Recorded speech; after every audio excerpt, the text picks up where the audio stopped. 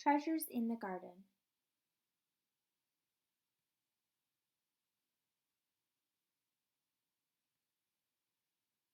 It was a lovely sunny Saturday morning when Jake realized that he had lost his favorite teddy. He looked under his bed and behind the sofa. He checked in his sister's room and searched in all his drawers. He took out all of his toys from the toy box and even went to see if Mum had put his teddy in the washing machine. But his teddy was nowhere to be found.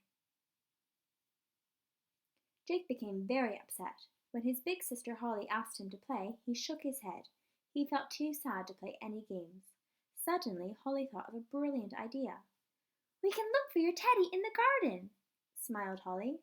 Jake hadn't looked in the garden yet, so he followed her outside. Maybe Jake's teddy was out there somewhere. First, they looked for the teddy in the deepest depths of the sea, surrounded by beautiful mermaids and shimmering fish. A mermaid with a pink tail and wavy fins gave Jake some sparkling shells, which he put into Holly's bag. Holly and Jake checked under every rock, but they couldn't find his teddy. Next, they crept bravely onto a huge pirate ship.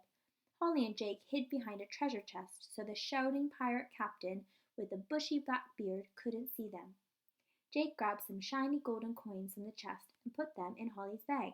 He had to cover his mouth so the pirate captain couldn't hear him giggling, but they still couldn't find Jake's teddy. After that, they climbed aboard a rocket traveling into space, dodging strange aliens and whizzing past enormous planets. They landed on the moon and floated outside. Holly showed Jake some bright glowing space rocks and added them to her bag. Jake's teddy wasn't there either. Soon afterwards, they spied a large red dragon relaxing in a tall green tree. "Hello," he said, snapping his sharp teeth together. "Will you join me for tea?" They sat and ate some scrumptious tea with the dragon, who gave Jake some of his rough red scales. Jake grinned and thanked him, but the dragon hadn't seen his teddy either.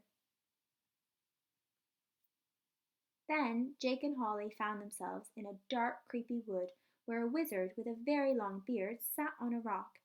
"Hello! Would you like to learn some magic tricks?" Feeling excited, Jake nodded, and the wizard gave them each a glittering wand. He taught them to make sparkles and all sorts of amazing magic tricks. Jake had such a lovely time that he forgot to ask the wizard if he had seen his teddy. Finally, they heard wonderful music playing in an enchanted forest and found some fairies dancing between the flowers. Holly and Jake danced with the fairies, who wore soft flower petals and acorns as hats. The pretty fairy queen was so impressed by their dancing that she put silver twinkling crowns on their heads and smiled.